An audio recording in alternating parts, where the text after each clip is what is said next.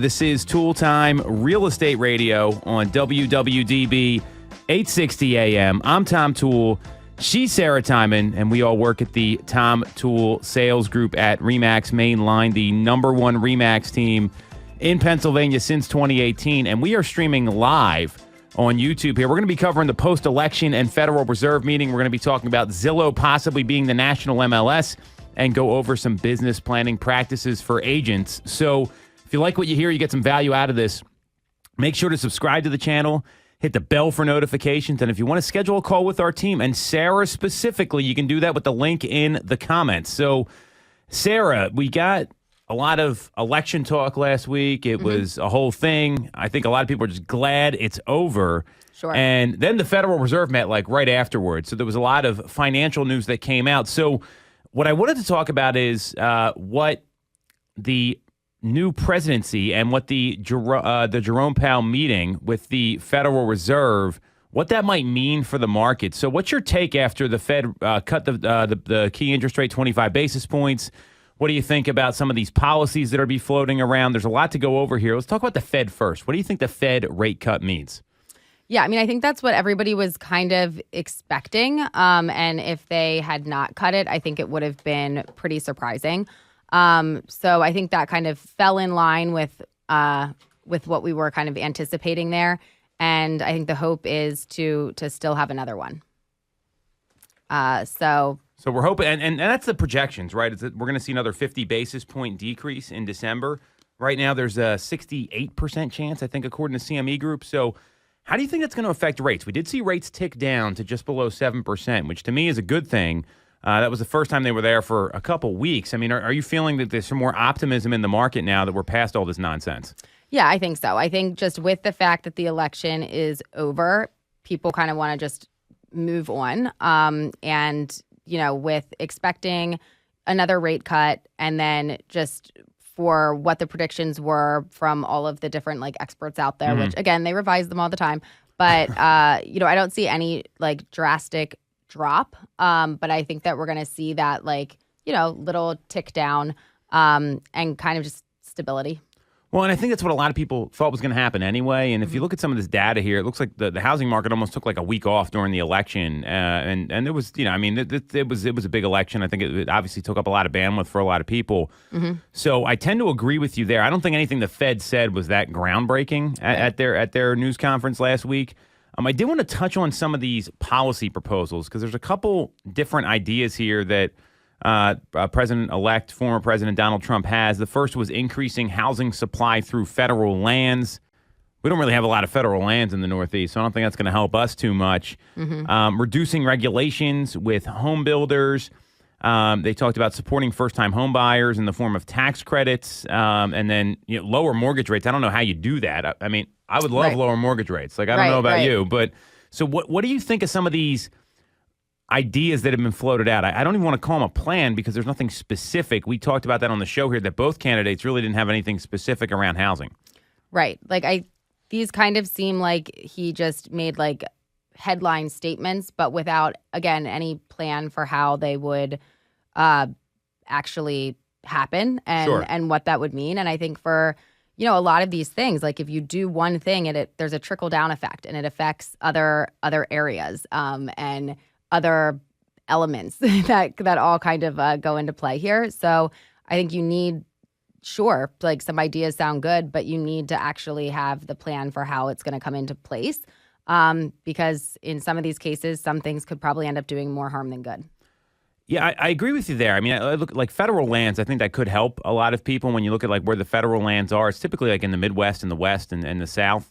Now, you've got a city like Philadelphia, and they've got all these like city-owned lots, and it's impossible to even buy them from the city. So I like the idea of let's outsource some of this land that's just sitting there and have builders develop on it. I think that could be a big plus, but it's not even federal. That's like city-owned. So, I mean, good luck working with the city. I think that's very challenging. Reducing regulations on housing construction. We've talked about this on the show here, that there's a lot of zoning restrictions. And let's say they just changed everything today. You're probably still not seeing any meaningful housing inventory come to the market for 2 to 3 years, best case scenario, because you've got to build it, you've got to develop it, you've got to do the engineering, you've got winter coming, so you can't even like see like what the what's going to happen with stormwater management and different things there. So I like the idea of this. I think it could be great, but you got to do that on the local level, and I think that's going to be a tough sell for a lot of people. Right. Have you ever been to like a township meeting or like a city meeting or anything like that? No. So, well, congratulations. Neither have I. But here's what's happened though. Lower Merion Township, they recently developed like around the train station, right? Like in Ardmore, if you're familiar with that, and they built all these apartments. And this went on. The meeting apparently went till like 3:30, 4 o'clock in the morning. Wow. Like I get up closer to that time than going to bed. Like that's how long that went. And the project was already approved, but people were just complaining about it. So I think that your local politics when it comes to this stuff is pretty challenging. So I think that's going to be a tall order there. I don't know that we need more buyers. I mean, I don't think that's going to help. I mean, do you feel like we need more buyers in the market right now? Yeah. No, not really. Unless if it's because people that also have a home to sell are making the moves that they've maybe been holding off on making. In which case, at least like you're unlocking something along with the transaction. Yeah, I agree there. Now, lower mortgage rates. I think this one's interesting, and then I've got kind of a bonus here that I wanted to share that would probably, I mean, maybe they should hire me to advise the president on what to do here. I think it's a pretty good idea. But so obviously the president doesn't control interest rates. Like he doesn't like wave some magic wand and rates drop. Instead, what we see happen is that economic policies he believes that he's going to enact would drive rates down. And that's really difficult to achieve without some significant shifts in monetary policy. And, we are seeing the Fed obviously talking about reducing the federal funds rate again. But that's a long-term thing. I don't think that's going to have any meaningful fix here. Like this would benefit a lot of people. But again, we have an inventory problem. We don't have a mortgage rate problem right now. What would make sense, we talked about this before, like some sort of like capital gains tax holiday for like the mom and pop investors. Like think about those people. Most investors are mom and pop, and they own a lot of like first-time buyer properties. Right. And so if they were to give a capital gains tax holiday on all of those and say, hey, for the next 2 years, you sell these, you don't pay capital gains tax, that would bring some meaningful inventory to the market. I just don't know if anyone's actually going to do that. But that to me would be a great way to fix housing where it's needed. What's your observation there? Yeah, all right. When somebody pays capital gains tax now, who does it go? Like, where does it go? Who gets that money? Oh, it's a great question. So let's look it up. So capital gains tax, how it works, where it goes. So it looks like it's a federal tax. There's probably some different components to it. I don't really know the answer to this. So because then I guess I would be curious to know for the capital gains tax, if it's going to like the federal government, how does it get spent or who does it go to? And like, because you kind of do have to look at the how's that going to like each thing affects something else, right? Sure. So depending on like where that money goes, or is it just like sitting somewhere or whatever, like then like yes, like being able to have like for again not an unlimited amount of time, but like a meaningful amount of time that people can unload some of these properties. Because in some cases, if you're paying capital gains on it, like depending on how much margin you have there, you could like owe money after selling it, even if so it's just so no seller is going to do that unless if they have to. So I guess kind of like backtracking for where it goes to find out, I think that would be a really great idea. Or having like, rather than giving like more incentives to the buyers, giving more incentives to the sellers. Yeah, so the IRS charges capital gain tax. That's what I thought. I didn't know if there was a state portion there. I'm trying to figure this out. I think that this has to do with the federal budget, and I don't. There's so many wasteful items in there anyway. So I don't know what that would look like, but it is a federal tax. So but that alone, that would. You're talking about 28% tax on an investment property that somebody's had. Let's say it's a $300,000 or $400,000 home. Maybe they've owned it 20 years. You're talking about significant money there that would incentivize people to bring inventory to market, which would ultimately. Now, I don't know if it's going to solve it, but it's going to loosen up the market a bit in a lot of ways. I just think of like townhomes and like twins and condos and that sort of stuff. I think that would also be like impactful for people who maybe have held these properties for a while, don't necessarily want to continue to maybe have all of these different properties, but because they don't want to pay the taxes, even if they're unloading one, then they need to identify the next and they need to get it. Like, it could allow some people to unload properties without then picking up another one. Yeah, well, I think that's part of it, right? Is that you're creating another buyer if you're doing like a 1031 exchange or something. So that could be something that would make a lot of sense. I mean, I don't know that any of these policies are going to do much for housing. Now, what we do know is that the election, to me, has created certainty for consumers, and that they know what's going to happen next. Whether they like it or not, I mean, that's a coin flip, basically, and that's not what we're talking about here, but there's certainty about what's going to happen next, and it's going to allow people to transact in a way where they know what the next few years are going to look like. Have you seen any of that over the past week? I mean, have you seen people more deliberately make decisions, or they're at least understanding, like, all right, I can't keep waiting to see what's going to happen here? What's been your observations in the market on the ground? Yeah, I mean, I would say I certainly have had, like, there's several clients that kind of like come to mind that, you know, the results might not have been what they were looking for, but at least it's like you're able to, all right, that's done. And like just the uncertainty for particularly that, I'd say like the 2 weeks and really the week of, you know, just kind of being like, we need to see what happens here. Even if knowing that that's not actually going to impact what they ultimately need to do or what they want to do here, just knowing that it's done and not having that in like their mental space as well, you know, and like it's sometimes it's just like too much going on in your head and you want to be like, listen, I got this has to get out of here before I can like focus on anything else.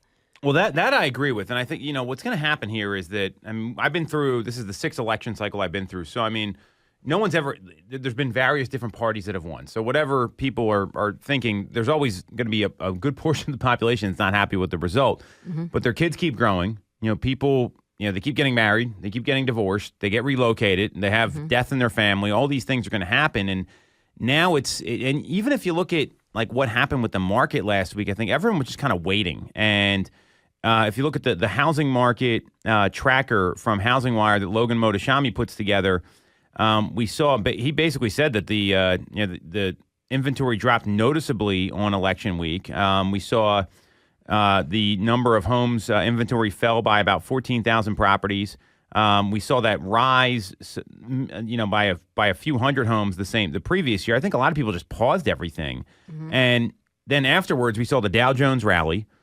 Rates came down below 7%, which I don't care what anyone says. That 6 handle goes a long way versus a 7 handle. Yeah. So all of that stuff, I think people are just going to realize, like, life moves on, and you know, I mean, no matter who you voted for, you hope that the new president does well, right? Like I'm not. Right. No one's actively rooting against like hope the country gets worse. Like, right. If they are, that's a different situation. So you want to see that stuff kind of. You know, you want to see things go well, and the certainty, if you're educating people with data and facts, I think you're going to be able to thrive as an agent. So have you had any people like express concern about the housing market now that the election's over? Like, or what are people saying?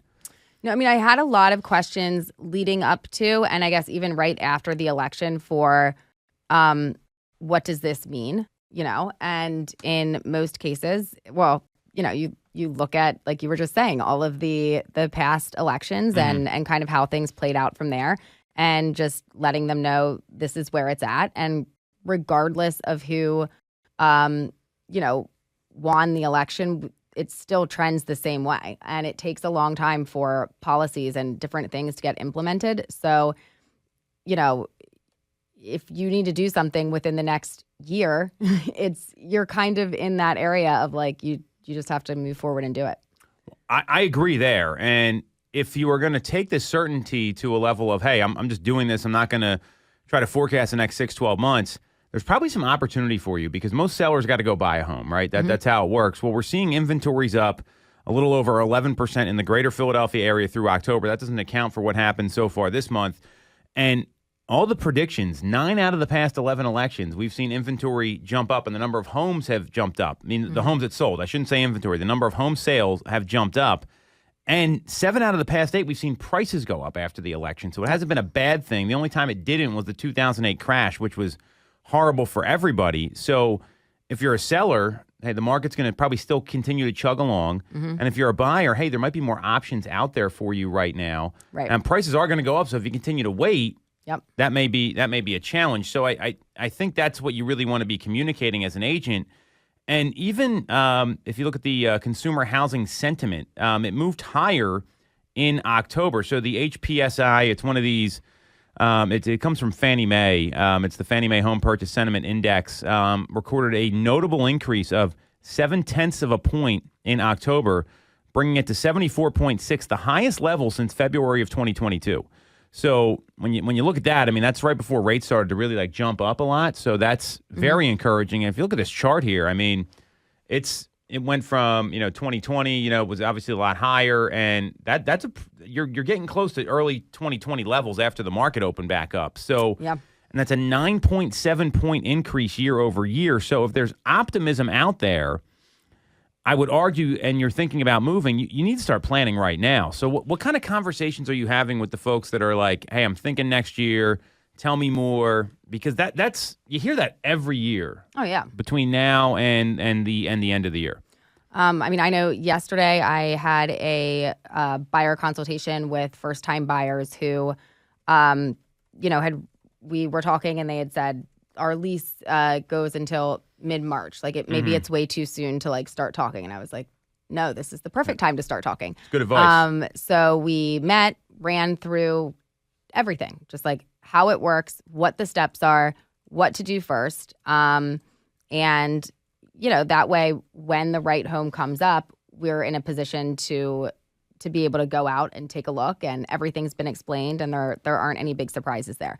It also, if you have a mortgage, typically, like the minimum that you're going to be putting in for the settlement time frame is 30 days, right? And sometimes you want to give a little more buffer room in there. You also need to line up with a seller for what time, what their time frame is for settlement. So easily from when you get under contract, you could be 2+ months. I'd say most cases you're around like 45 days, but still like there could be a variable there. And then sometimes people go out and the first home that they see, they put an offer in and they get it. But typically that's not really the case. So you have to factor in a good bit of time there just for searching and kind of narrowing down your area and for, so all of that stuff takes time. Very rarely are you, I'm going to start my search today from nothing and I'm going to be settled and in my home in a month and a half. I love that you're able to sit here and reverse engineer a move that seamlessly, because one of the biggest concerns that buyers and sellers have is timing. And a lot of agents, they tend to focus on like price and how they're getting paid and all sorts of different things. Timing is the biggest issue for a lot of people, according to a lot of these surveys that are out there. And if you can't reverse engineer that as an agent, I think you're missing out on an opportunity to really educate people in a way that can be very helpful and alleviate a lot of stress for them. Because you think about the timing, right? Like what's involved. You got a mover. Okay, so you got to get a mover in there. Where are they living now? Do they have a lease? Do they have to sell another home? That's a whole other component. Right. How much? If I want to move, like you said, if I want to move in March, well, this is when we want to be talking now, because if they find something mid-January, well, then they're in mid-March. That's not that far away. That's only 60 days out, and they've got to find a home. Right. And in addition to that, the worst thing you can do as a buyer is just wait till the right home comes off the market, then get all your stuff in a row. I mean, have you ever had anyone miss out on a home because they weren't ready? Yes. So tell us more about that. It's one of those things where you've had the conversations leading up about why it's important to get all of these pieces in play. And, I know some very great lenders that do pick up calls on weekends and will, put together your pre-approvals and get those pieces in place. But not every lender is like that. So if the perfect property pops up Friday evening or Saturday morning and your lender doesn't answer until Monday and it's a hot property, it's probably already under contract. And then I think there's also, you hear a lot, like, I want to wait to get pre-approved until I find the house that I want to, put the offer in on. And that's good information to have for, you don't have to wait for the right house because you want to know what your options are so that you're also not wasting your time going to homes that are not going to work, And then I think just back to the timing of things, like if you are in a rental, you don't want to feel in such a pinch for like, oh my gosh, now like I don't want to renew for another year and they're not going to let me do month to month. And then all of a sudden you're like scrambling. I feel like it's a lot more comfortable to be able to find that home a little bit earlier and then either negotiate out a longer settlement and say like, this is how we like, this is what we can do.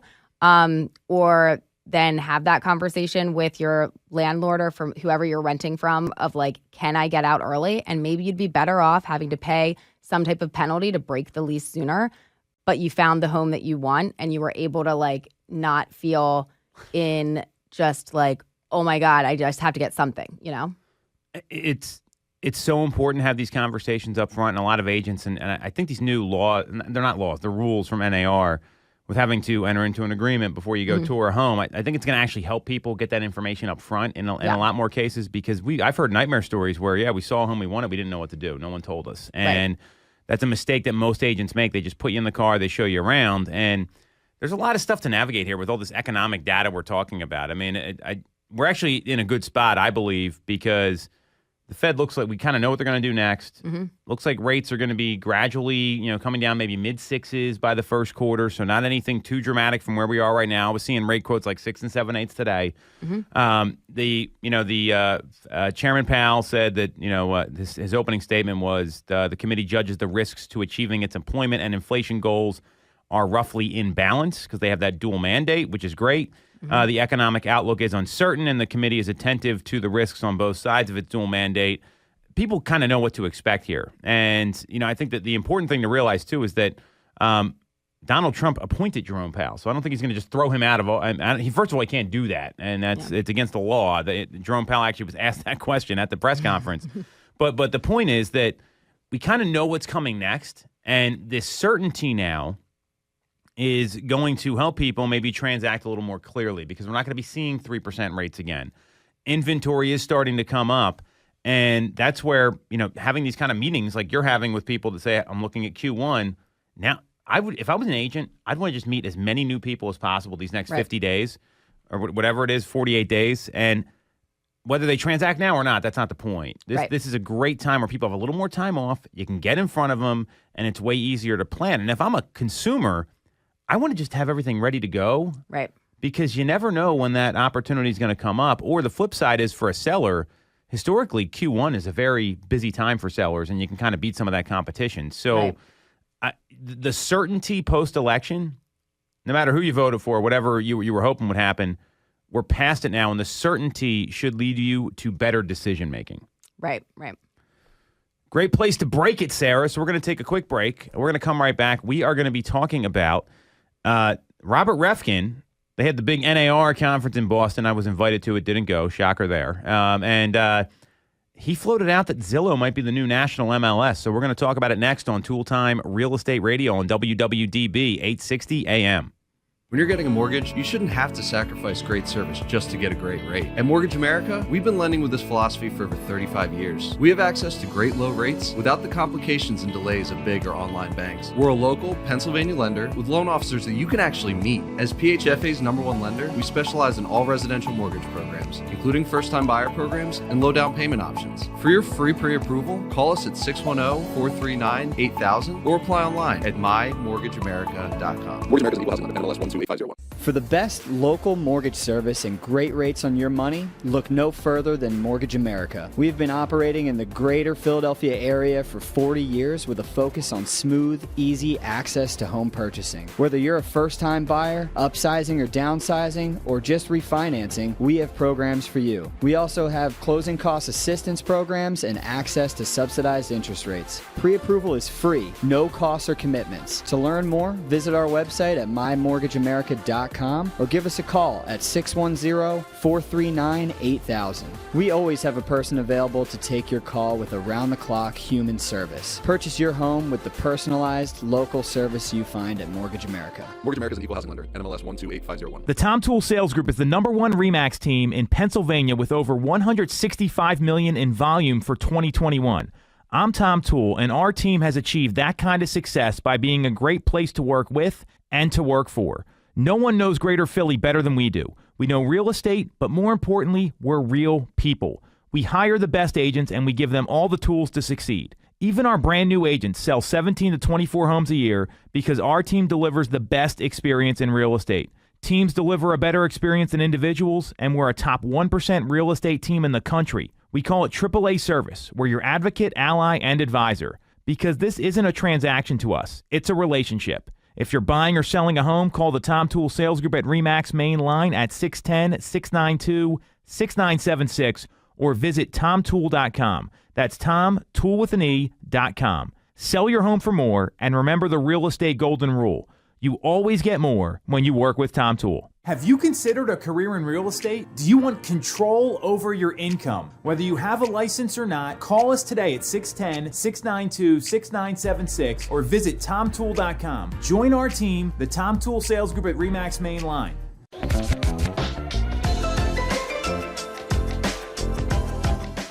Welcome back to Tool Time Real Estate Radio on WWDB 860 AM. I'm Tom Toole. She's Sarah Tymon. We both work at the Tom Toole Sales Group at RE/MAX main line, the number one RE/MAX team in Pennsylvania since 2018. And we are talking about Robert Refkin dropped this at the NAR NXT conference, said Zillow is going to be the next or going to be the national MLS. Very hot takey comment. That's the first one I've heard in real estate in a while. So if you get some value out of this, you like what you hear, make sure to subscribe to the channel, hit the bell for notifications, and if you want to schedule a call with our team, specifically Sarah, to talk about your real estate needs, you can do that with the link in the comments. So NAR annual NXT conference. So I guess I don't know what it stands for. It's the big NAR conference, right? It was in Boston last week. And Robert Refkin has been talking about clear cooperation like constantly at this point. And so there was a session called The Future of the MLS. And, no one talked about the pocket listing rule. You got to love NAR, by the way. They didn't even mention the clear cooperation policy at all during this entire conference. Like, it's such a big deal, and no one even talks about it. It's the elephant in the room that you don't address. I don't think that's a good business practice. Anyway, so Robert Refkin's in there. And there's been debate going back and forth about clear cooperation and having to use the MLS as a seller. And Refkin said, I think if you were going to build an MLS today, it would be national. There wouldn't be 548. And my view is that Zillow is going to be the MLS. It's just a matter of time. So what do you think about this comment, Sarah? Give us your reaction here. I hope not. Well, tell me more. Why do you hope not? Well, because I feel like it would be, I don't want to say like conflicting, but like, right now, the MLS is a place that you can go to and get all of the information. I know how the layout works. I know where to find things. I am able to generate reports. And I feel like if it gets funneled, I mean, obviously the platform would have to change for that to happen.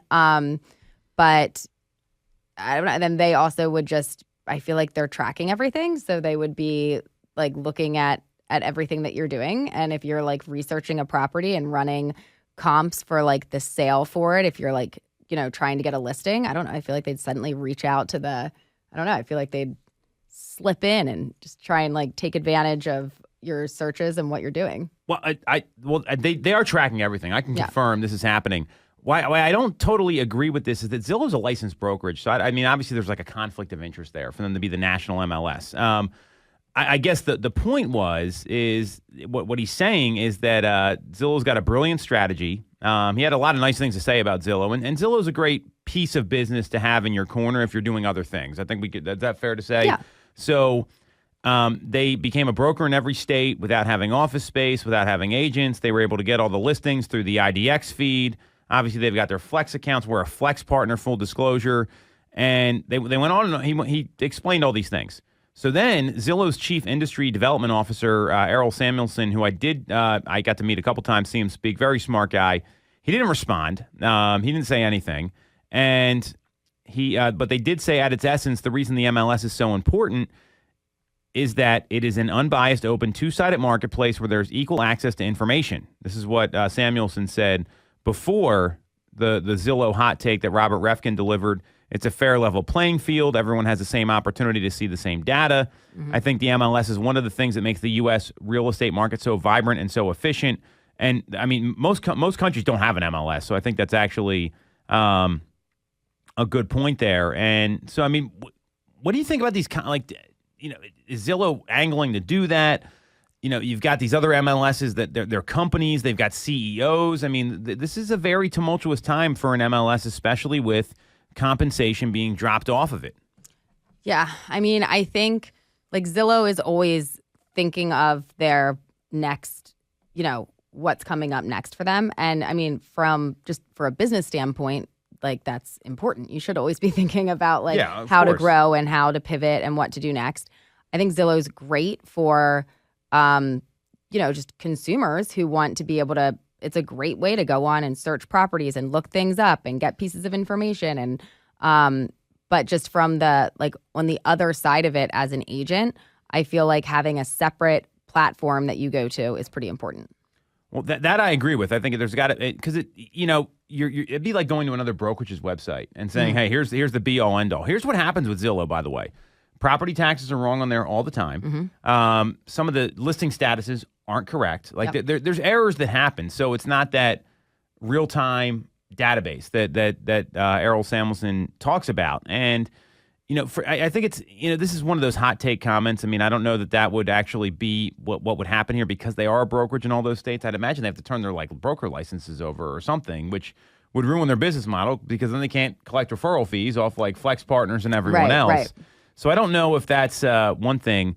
The other thing he talked about, which I found kind of interesting, is that he said that days on market is a negotiating point, which I agree with, and that there's some disadvantages to having all this transparency to the marketing that's out there. Is that saying for Zillow? Well, just in general in the MLS, okay. Because, I mean, when you see high days on market, what do you think of? Opportunity. So tell us about the opportunity. Give us some more information there. I love that answer, Sarah. That's excellent.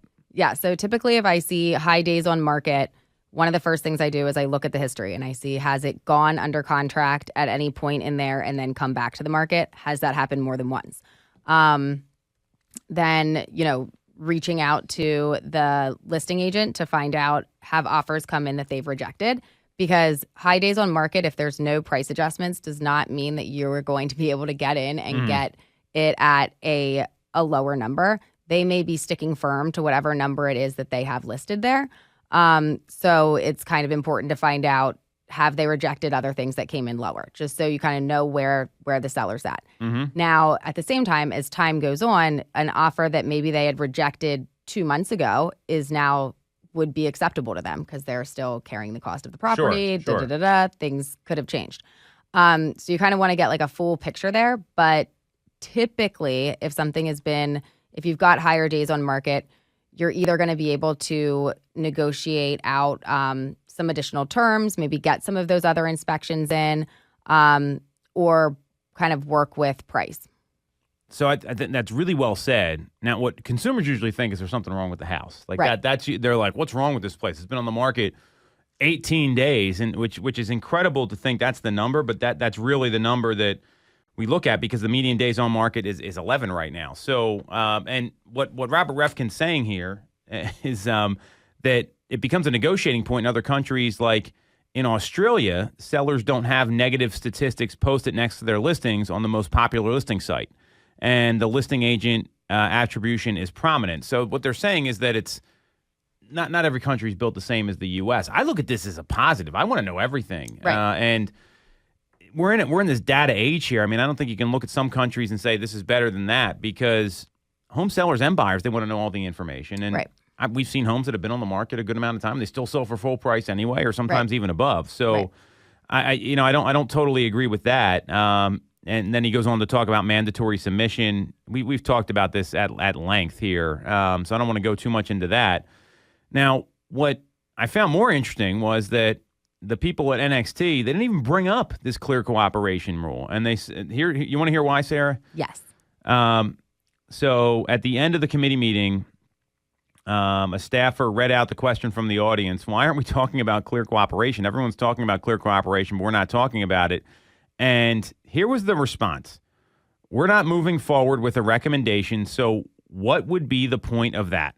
And this is NAR Director of Engagement, Rodney Gashno. What do you think about that comment? Well, I don't think that like makes a ton of sense because it is a big topic and like policy changes have happened because of it. Like it's been a big deal. So I feel like that is something important to talk about. I agree with you. I think it's kind of silly for that to be his comment, but that's such like it's just another example of how out of touch NAR is because there's two big like points of view on this. And I'm clear the middle is probably the right answer. Like, give people options. Like, let the seller do both if they want to, or do one or the other. And the fact that they're not discussing it, and it's the biggest issue they have, this is the problem with NAR. They don't really hear their membership, and I think that's why a lot of people are not happy about them. So, that's typical. Yeah. I don't know what else to say here. So, with that in mind, I wanted to ask you this because I got the chance to talk to Jack Miller. He's the CEO of T360. T360 is one of the largest real estate industry research firms in the country. We interviewed him on Knowledge Brokers, and I asked you this at the break. I'm going to ask you again. How involved in the local association are you? Because I have done nothing with them. I'm going to be very clear. Not really at all. So tell me more. Like, I'll give you my reasons, but what are your reasons for not getting involved? I mean, just because you're someone that gets involved in, like, I've seen you get involved in other stuff. So I don't want to put that label on you. Yeah. I guess just like lack of time. That's a big one. That's a big one for me. But a lot of people, Jack went on to say, and he covered his eyes and he said, well, the association's over here and I don't really care what's going on with them. And then you actually get in, you see what they're doing, and it's like, wow, these people are the ones making decisions, and they're so out of touch. And I think that's a great example of what's happening with NAR right now, because a lot of people that are influential in the industry, that maybe have an opinion that people are going to listen to, they just don't want to deal with it. Right. Yeah, I think it's probably a combination of just like, lack of time. And, if you go into those meetings, like, God, I feel like it could be such a time suck, but and that's part of who's involved. Like this is one of the challenges I have with volunteering in general, and I think there's great organizations you can do that, but the leadership's not there, and there's no agenda, and you're not getting anything done. Sounds like you're a lot like me, and you would just check out immediately and be like, "Get me out of here." Yes, and that I feel like also, and it's kind of like it goes both ways. Like there's. I feel like there's just like different changes and different policies and different things that we need to enact like kind of regularly. And I guess if you went in and you had your opinions and you gave your reasoning why, then maybe things wouldn't go that way. But it's almost like I don't know. I just try to stay compliant with what's going on. Well, and then I look at it as, okay, could I go find some new clients? Could I, meet some new sellers, right? Could I spend time working with our agents on our team? Or there's a question of best use of time, and I think that's very real because it tends to be those kind of meetings, and those drive me nuts. I don't know about you. So what Jack Miller said on the interview, and this was one of the better ones we did, is that one of the key purposes of NAR is their lobbying in Washington, and not because there's. Most of our legislatures, they don't understand real estate. When you think about it, we talked about this today. Every person on average transacts every 12 years. So it's unreasonable for anyone to understand what we actually do in our job. Right. And I bet your husband has a much better perspective now than what he did even 5-6 years ago of what a real estate agent does. Sure. Right? Just being around you all the time. So, we can't expect people to understand that. And then there's, so if you can't influence the people that are making decisions, like with this NAR settlement that was in place, like some of the things are a little unreasonable. They don't make a lot of sense. And the problem is, one bad agent can do some things with a few customers that can ruin the reputation of an industry. Sure. That's what we see happen a lot. So if you felt like there was a valuable use of your time at your local board or somewhere like that, we belong to the Tri-County board, and maybe it was a little more intentional, do you think that's something that you would be more open-minded to getting involved with, or like what? Very honestly here. Maybe to some degree, but only if I had a solution to the. You know what I mean? Like I wouldn't want to go in and just be like, I don't like this. Like I feel like I would want to go in with like, this is how it should be different. And I just don't know that I would spend the time prior to like. know what the solution would be. So it's like a lot of things where it's like, I'm not happy with how it's going, but if you don't have something better, then Don't complain. to some degree. So, and I just don't know how to figure that out.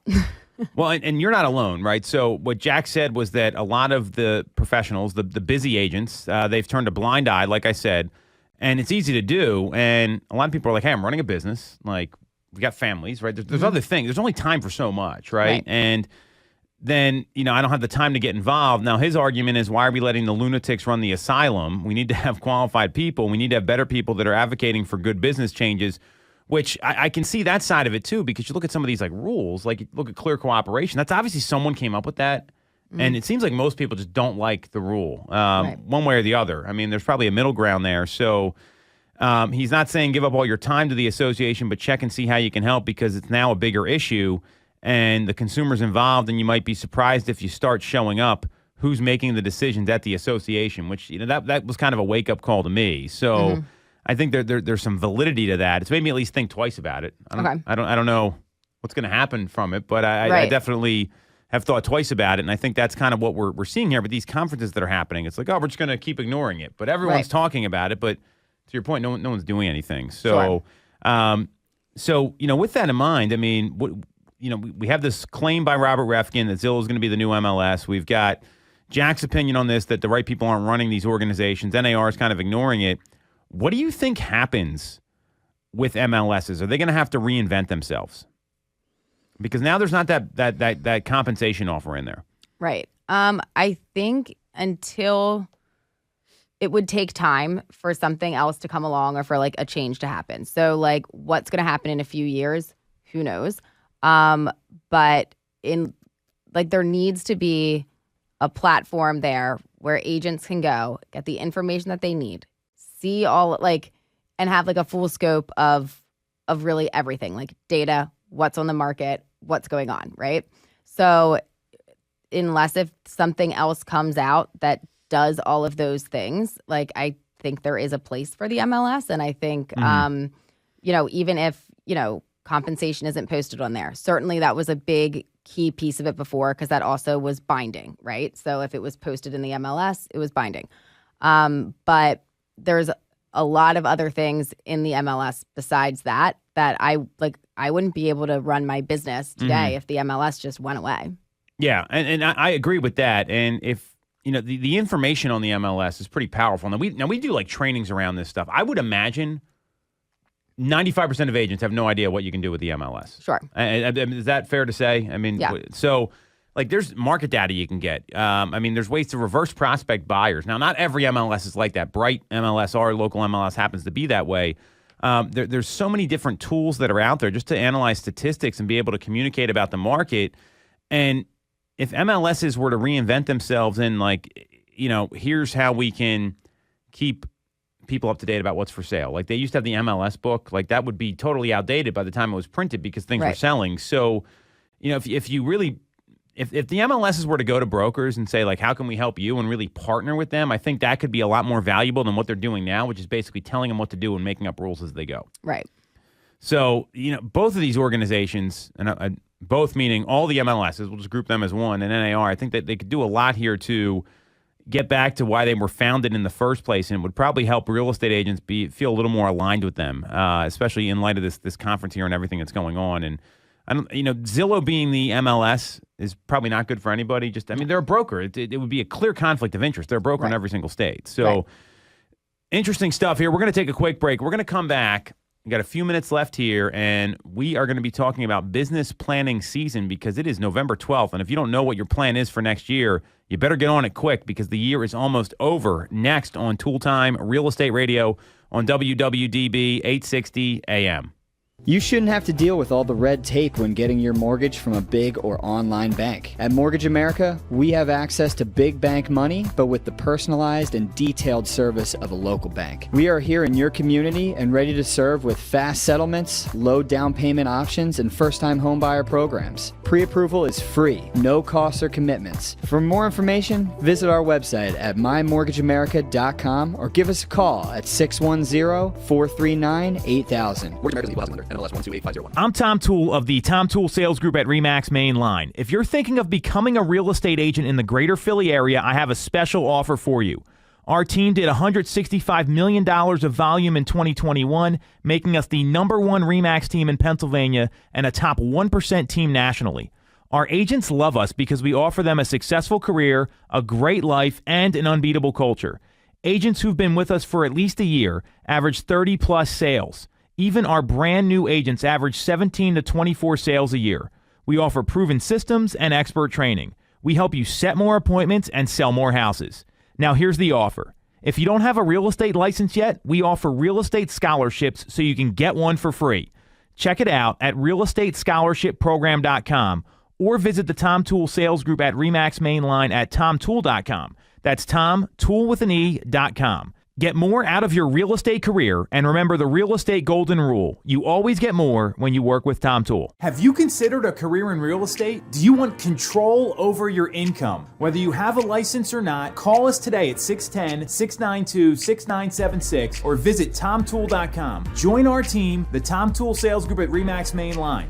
When you're getting a mortgage, you shouldn't have to sacrifice great service just to get a great rate. At Mortgage America, we've been lending with this philosophy for over 35 years. We have access to great low rates without the complications and delays of big or online banks. We're a local Pennsylvania lender with loan officers that you can actually meet. As PHFA's #1 lender, we specialize in all residential mortgage programs, including first-time buyer programs and low down payment options. For your free pre-approval, call us at 610-439-8000 or apply online at mymortgageamerica.com. Mortgage America's equal housing lender, NMLS 128501. All right. Welcome back to Toole Time Real Estate Radio on WWDB 860 AM. I'm Tom Toole. She's Sarah Tymon. We both work at the Tom Toole Sales Group at RE/MAX Main Line, the #1 RE/MAX team in Pennsylvania since 2018. And we're going to be talking about business planning because if you're an agent and if you have no idea what I'm talking about, listen up. And if you haven't started your business planning, you probably want to get on that because the year is coming to an end here very quickly. So if you like what you hear, you get some value out of this, make sure to subscribe to the channel, hit the bell for notifications, and if you want to schedule a call with our team about your real estate needs, or if you want to get a business plan of your own, you can do that with the link in the comments to connect with myself and Sarah. So business planning. I have an honest question for you. So we've been working together a long time now. Did you ever have a business plan before you got into real estate? No. And you were in sales. Yes. So how did that help or hurt you? Like, tell me. I mean, was it a different kind of business? Just tell me a little bit more about that. Yeah. So, I mean, different kind of business. I was kind of just like by myself, like doing what I was doing. So, there were different things that I would try. Some would work, some wouldn't, but I didn't really have any specific like strategy or plan. So I feel like once you put that in place, it kind of gives you some guidance and you kind of don't just feel like you're out blowing in the wind.